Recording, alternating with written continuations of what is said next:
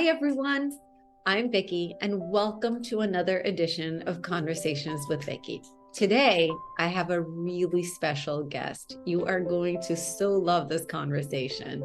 My guest is Afsheen. She and I met very synchronistically, and we're going to delve into so many wonderful conversations. So, Afsheen, I'm going to kick it off with my very first and favorite question that I ask all of my guests, and that question is, who are you?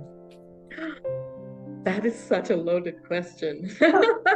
I'm so many things. I'm a mother, I'm a daughter, I'm a sister, I'm a wife, I'm a leader, I'm a podcaster, I'm an entrepreneur. I'm so many things, Vicki. And aren't we all? I mean, though, as when you asked that question, I loved it because it really got me thinking of all of the beautiful versions of ourselves that we are.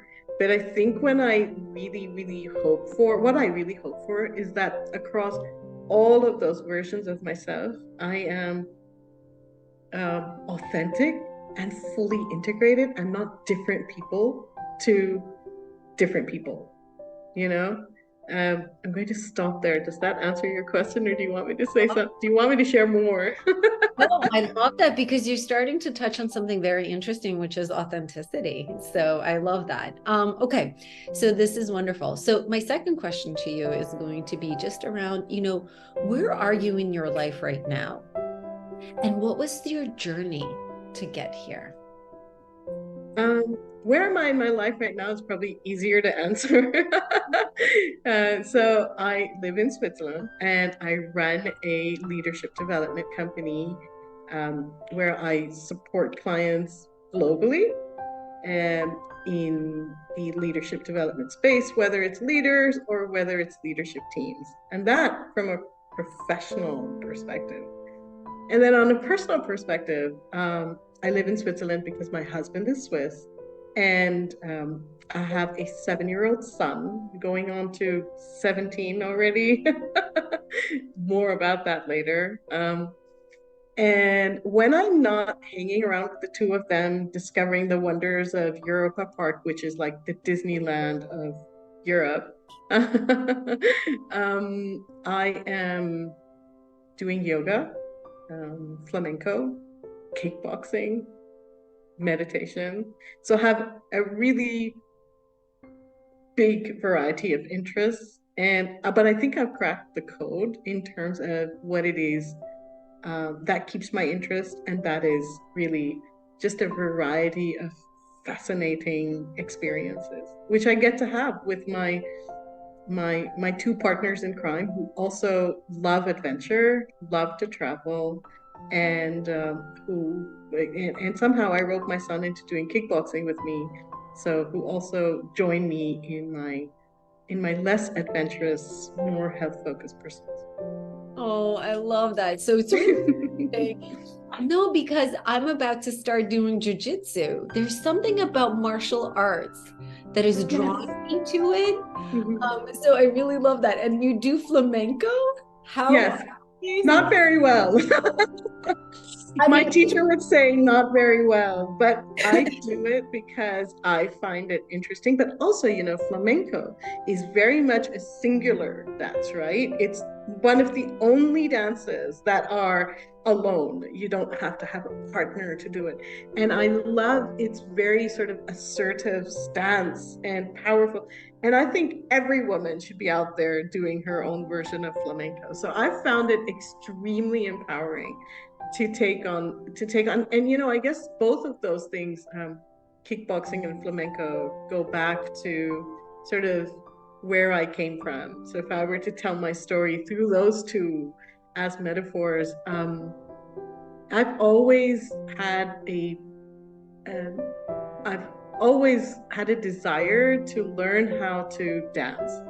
And when I was very young, when I was 6, I had asked my mother if I could be part of a ballet sort of class. And And it didn't work out very well. I'm not extremely graceful. So I had these very traditional sort of girl hobbies. And but somehow, somewhere along the way, I discovered that I discovered that my mother, I didn't discover it to me, I just watched myself growing up in that space. My mother was a black belt in karate. And so when I was 7, I was watching my mother break bricks with her hands, right? And so those two were such a juxtaposition for me. These empowered, uh, this empowered sort of view of a woman from my culture.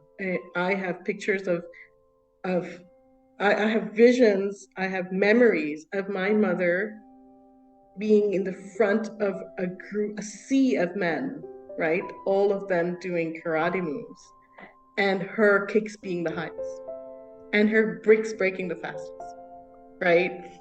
And knowing that that was also, if I chose, possible for me, metaphorically, and not just literally, right? And at the same time, being that young girl who wanted to pursue ballet as the more traditional girly hobby. And for me, I think I've been both of those things. I've had access. I think that's what it is. I've had access due to my experience, internal access. That permission that you give yourself, that knowing that I could do any of those things. Not access in terms of I could walk through the door and do it, but that internal knowing that, oh, I can have access to any of those versions of myself, and that they can both be true. I love that. And as you were talking, I wrote down the word empowerment because I just love that word. And I now understand where that empowerment came from.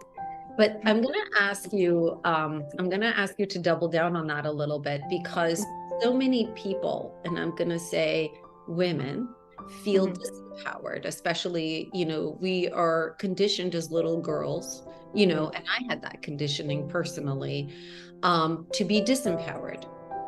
And it's not anybody's fault. It's just the way that society was, the way that our parents were raised, the way that,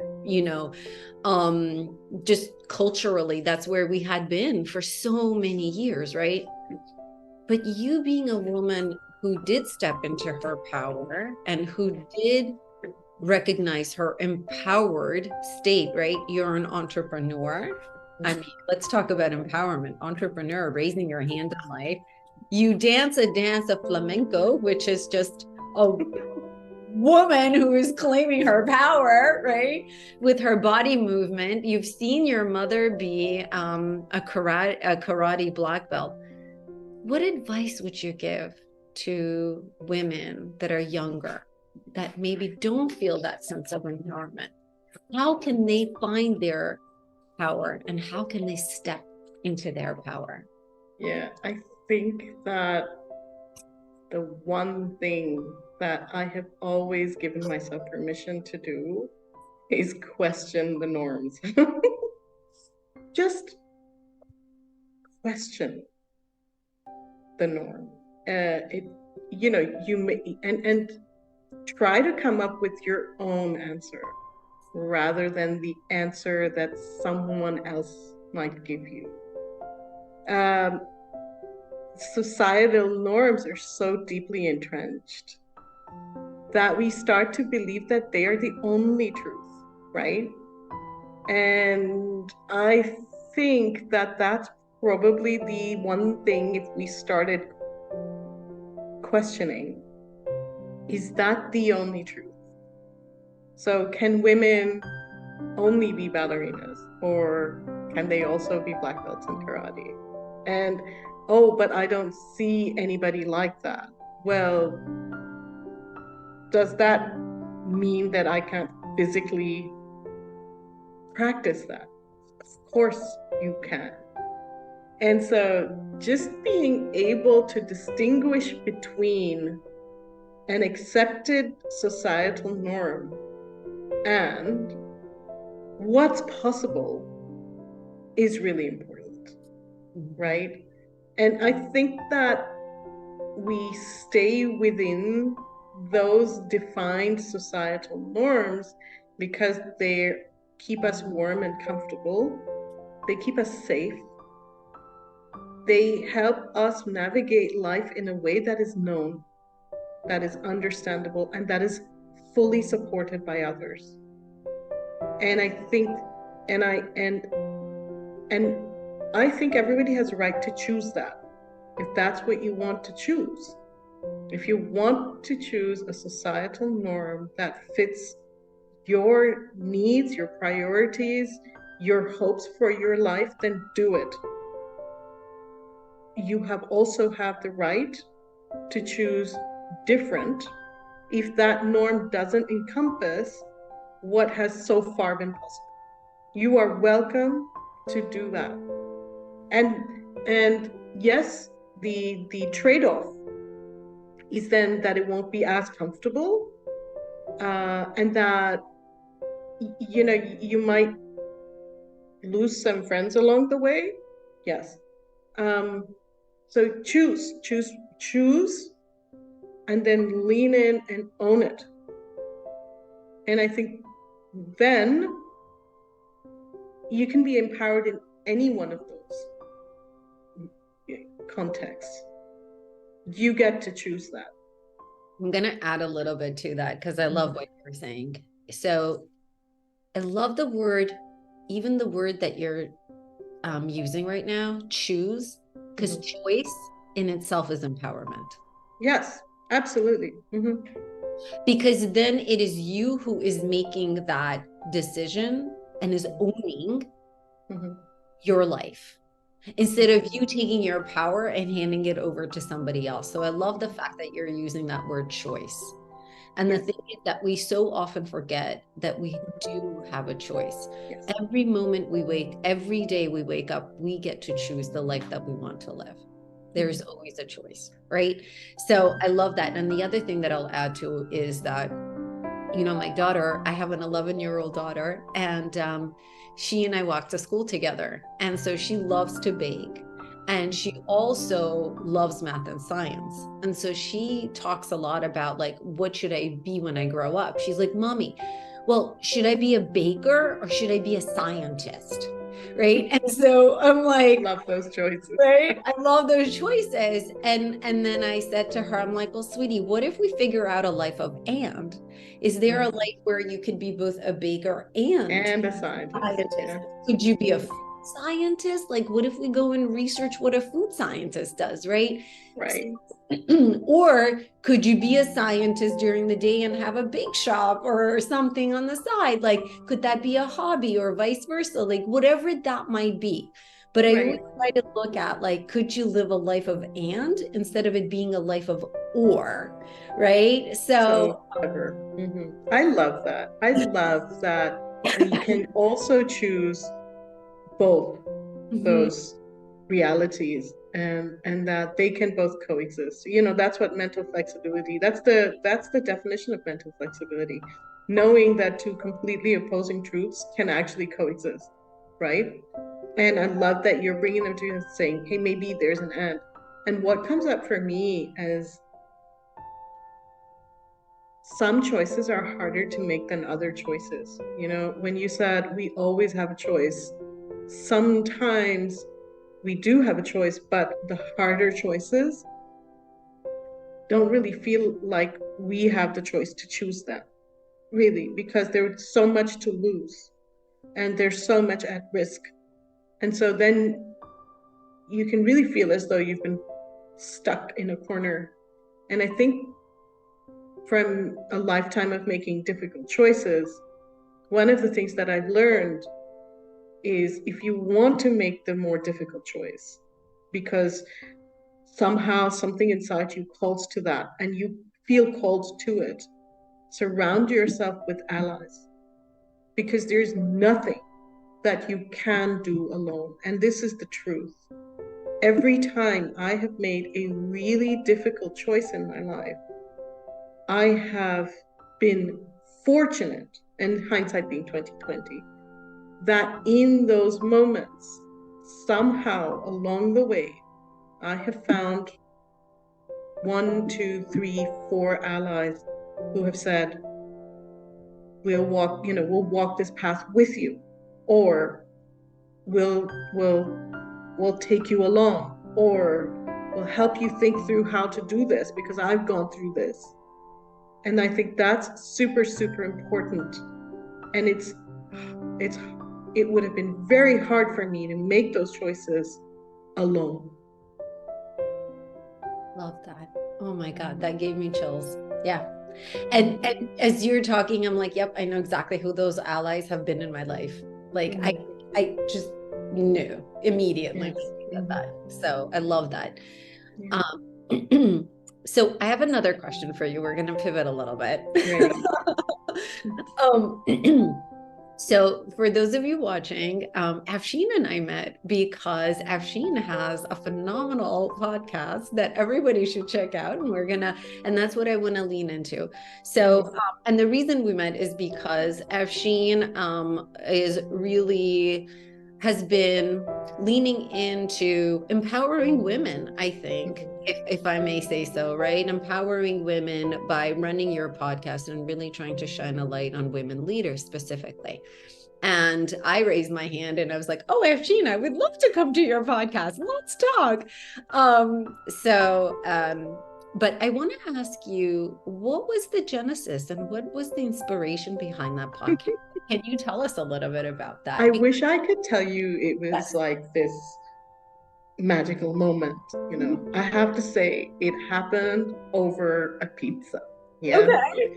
And in fact, and so during COVID, we had a very limited number of people. The way things worked in Switzerland was you could only have at certain points, depending on where the rules were at the time or what the level of crisis was, you could only have at a time a maximum of 5 people in your inner circle, right? And so we had, aside from our immediate family that lives here, we had one person who was not our immediate family and who was part of our inner circle. And he's a dear, dear friend of mine called Marcel. And so once a week during COVID, come hail or sunshine, Marcel would come over for pizza. And we would talk about what our week had been like, because, we weren't meeting other people. He was obviously, of course, not also meeting. So this was truly our lifeline to our friends, right? This was that one person who one outsider we were meeting and one outsider that the 2 outsiders he was meeting. And so Marcel would come over and we'd have pizzas together. And one night I expressed to Marcel how much I'd started to look forward to these conversations, which very much like your conversations with me are, we'll sort of open a Pandora's box and then everything will sort of come out and we'll go in all these different tangential directions and we'll come out of these conversations feeling more, like we've grown and we've learned something and we've heard each other's perspectives. And many of those conversations ended up in arguments about, my points of view and his points of view, but they were so interesting to us, myself, my husband, and Marcel, that one day I was just saying that, I really value these conversations, and I think the world needs to have more of these conversations where we can look at diverse viewpoints and hold no judgment and grow as a result of, and just speak what's on our mind. And what I'd call it? And he was like, what would you call it? And I said, I'd call it the Pizza Podcast. And so then as we continued these meetings, we just called them the Pizza Podcast Nights. And though we never got around to recording those conversations, which I wish we had, because I felt as though they would be such a sort of great gift to the world, that sort of took me down this path of, why don't I try to have these conversations and actually turn them into a podcast and actually showcase the thoughts that women in leadership have on leadership. And like, what does it need to be that it's not right now? And what are you doing to change it? And why is that so important to you? And so that's really where the Getting Real Bite-Sized Leadership podcast originated, was from pizza podcast nights. I love that. What an awesome story. If I could ask you about some of the big ahas that you've heard, from having interviewed so many incredible women leaders, what would be some highlights maybe that you could share? Too many, I know. Too many. Honestly, this is... But maybe one or two that just like really jumped out at you where you were like, yes, like everybody needs to hear this. I think, to be honest, I just think that everybody needs to hear every one of these women's voices, because there's not enough of this happening anyway. And I think that there is a different kind of leadership that they are going to herald in the world. And so a lot of the stuff that I remember is around what that different looks like, more around, I'm here in service of, and I have an ethical responsibility. So when we say that we have an ethical responsibility in corporate, the way we associate with that is, some ethics document that everybody has to do, read. And then after you've read it, you go online and you do this quick test. And once you've done the test once a year, then somebody in the ethics team can tick that box, right? And one of the most interesting conversations I had was, well, I don't see that as the only definition of ethics. I see that as an ethical leader, I need to ensure that my employees' well-being is on top of my mind. And that's not going to show up in any ethics survey or ethics assessment. And that's what I mean by heralding a different kind of leadership, is the way we look at our everyday to-do list is different as soon as a woman's voice is at the table. We don't look at ethics in the same way, or in only the narrow perspective that we've had access to until now. And so those are the moments that really stick in my mind, is how differently or how much more expansively we could lead if we took everything we have right now, which is important and relevant and has, over hundreds of years been validated as great leadership, but primarily defined by men, and men that are mostly white men, and then add on to that the way leadership can become defined and be more expanded through the voices and leadership of women from all over the world. I love that. Yes, thank you. And I do think that there is, I think that there's an emergence and an evolution of leadership and the definition of leadership and what it means to be a leader, especially a people leader, nowadays. And so I love that focus on the employees and being of service to, Yes. the term servant leader, I think it emerged maybe like 5-6 years ago. And I remember it coming out and I was like, well, what is this all about?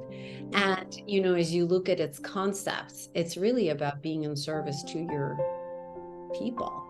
Yes. And interestingly enough, I don't only associate it as being in service to my team, like the team I quote unquote manage, I actually think it's also being in service to your organization, right? I like when I think about what am I doing at work? I think about how do I make my team shine, the team that I directly manage, but how do I make my boss shine? That Yeah. goes through me a lot, because I want him to shine too, because, he took a chance on me. He staked his reputation on me. And so how do I make him shine too? And I think that's Yeah. also part of that emerging style of leadership, So I love that. And I think that you have so many golden nuggets to share from your experience. I'm going to ask you one more question. And sorry for all the questions. I'm more than happy to share, what I have in my mind. Yeah. As an entrepreneur, and I know that there are so many hard aspects of entrepreneurship, and we'll have an entire other edition around this. Like, give me one joy of entrepreneurship, the thing that lights up your soul and why you are inspired to do it day in and day out, despite the difficulties. Yeah. Entrepreneurship is hard. It's really hard. But the reason I love doing it is the same as the reason I chose it, right? So that stays. And I think that's when you have to find a good reason to go down this path, and one that can be evergreen. If you're doing this for the kicks of it or to get away from, something else, it's not going to last, and it's not going to be your journey for a very long time. The reason I chose entrepreneurship was that I felt at the time, because my whole background was in HR, and I had spent a really nice, periods of time with my organization, and I had started to feel institutionalized, right? I had started to see challenges, and I had started to only see them in a certain way. And I began to realize that what I would really love to happen for me, despite all the security and the lovely best practices, was to kind of challenge and also expand my knowing of how the same problems could be solved differently. And so I get, and how different organizations could be solving different problems or the same problems in different ways.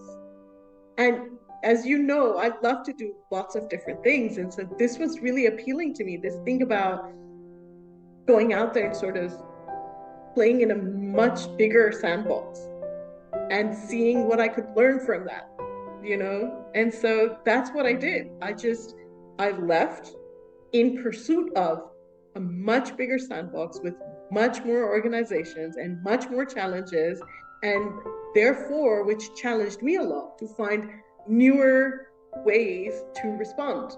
I have to be creative every time I go in to an assignment, because it's not the same client, it's not the same project, it's not the same problem, it's not the same context, and I think where I kind of have to harness myself, I've had to harness myself, because you have to have a niche, otherwise you spread yourself too thin, and I spread myself too thin.